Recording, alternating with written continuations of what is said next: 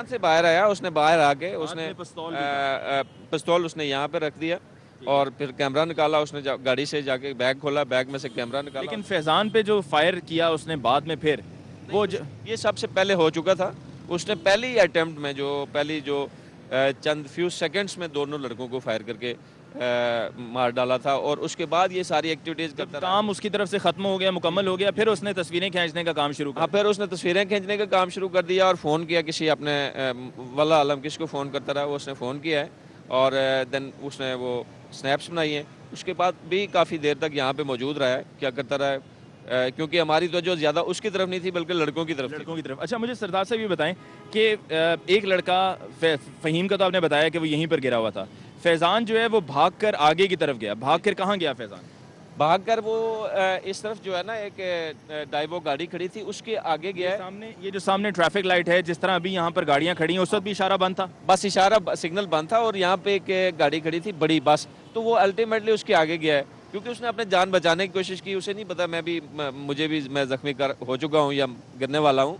तो वो जब उस बस के आगे गया तो वहाँ गिर गया मतलब। अच्छा, फिर उसने लड़कों को इशारा किया मुझे उठाओ, लड़कों ने उठाया तो छोड़ दिया लड़कों ने। जब अच्छा, मुझे ये बताइएगा कि यहाँ पर डेवू बस खड़ी थी, वो बस के आगे से होता हुआ सड़क की दूसरी तरफ या बस के आगे दूसरी तरफ गया? मुझे एग्जैक्टली ये अंदाज़ा नहीं है कि वो क्योंकि हमारी सारी जो अटेंशन थी वो इस लड़के की तरफ हो गई है और फार्नर की तरफ रही है, क्योंकि इसको उठाने में या इसको पहले हम तो ये देख रहे थे कि मतलब ये क्या इसका मसला क्या हुआ।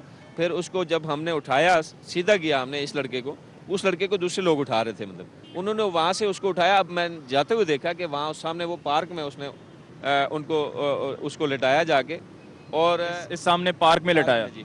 और इसी मीनवाइल जो है ना वो 1112 वाले आ गए हैं। तो फिर हमने इस लड़के को भी कुछ एक आदमी ने कहा कि इसकी अभी सांस चल रही है, तो जैसे ही हमने उसको सीधा किया तो उसकी वाकई सांस चल रही थी, लेकिन बहुत लंबे सांस ले रहा था और आंखें उसकी बिल्कुल खुली और साकत थी मतलब।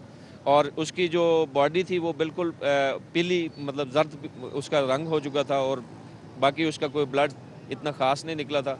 यहाँ भी उसके बाल आगे आए हुए थे, जैसे हमने देखा तो फिर उसने बाल जैसे ऊपर उसके वो गर्दन ढलक गई थी, उठाया जब तो फिर हमने देखा कि ये उसका साइड पूरी वो इंजर्ड थी, खून आलूदा थी, खून थी और इधर से भी जो है ना उसको खून निकल रहा था क्योंकि उसको गोली वहाँ पे भी लगी है। फिर उसके बाद अच्छा, ये इस पूरे वाक़े में जो रेमंड डेविस ने गाड़ी से बाहर निकल के फायर किया, उस वक्त आप क्या पहली फायरिंग के बाद फ़ौरन बाहर आ गए थे या आपने सोचा कि अभी बाहर ना जाया जाए? नहीं, उसने जितनी उसकी जो फायरिंग हुई है, पहली हुई है दूसरी हुई है, वो इतनी फास्टली थी और इतनी मतलब कंसेंटली थी कि वो पहले दोनों ये फायर उसने मतलब यके बाद दीगरे कर लिए तो हम बाहर आए हैं, मतलब हमारे सामने उसने फायरिंग नहीं की है, मतलब उसके सामने नहीं की है।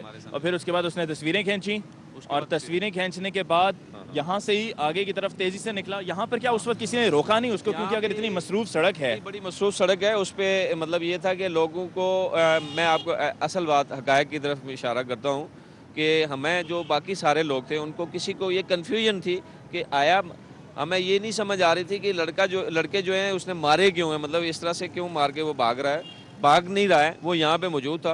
तो जब उसने फ़ोन किया तो आई थॉट कि वो पुलिस को फ़ोन कर रहा है कि या गाड़ियाँ रिकवर करें और ये कोई इसको मारना चाह रहे थे तो इसने उनको मारा है। हम ये नहीं समझ रहे थे पहले। वो बड़ी तसल्ली से इत्मीनान से उसने मतलब ऐसा हमें यकीन नहीं दिलाया कि मैं भागूंगा यहाँ से, अदरवाइज जो है ना यहाँ पे क्राउड इतना ज़्यादा था कि उसको पकड़ भी सकते थे और पुलिस के हवाले भी कर सकते थे, लेकिन उस लोगों को कुछ क्लियर नहीं था। जी क्लियर नहीं था बिल्कुल। जैसे ही वो लोगों को जैसे ही उसने अटेम्प्ट की, गाड़ी में बैठा और जैसे उसने अटेम्प्ट की गाड़ी को भगाने की, तो फिर लोग आगे गए, उसने फिर ऐसे यूं करके कट मार के गाड़ी तेजी से निकाली। अच्छा सरदार साहब, मजीद तफसील हम आपसे पूछेंगे। व्यूज़ हमारे साथ एनी शाहिद सरदार साहब मौजूद हैं, इनसे हम पूछ रहे हैं कि